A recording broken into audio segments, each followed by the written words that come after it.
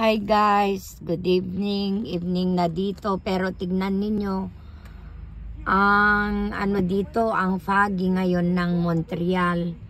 Kasi kanina nag-snow, nag-wet snow.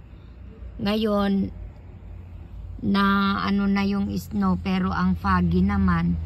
Nandito ako ngayon sa ano Van Horn at ano namimili si Ivy ng yung anak ko ng fruits dito sa Kim Hour.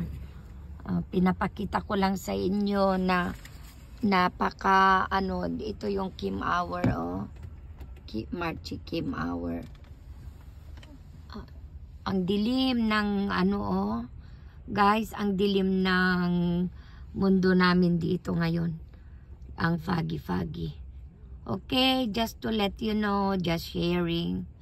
Thanks for watching. I love you all.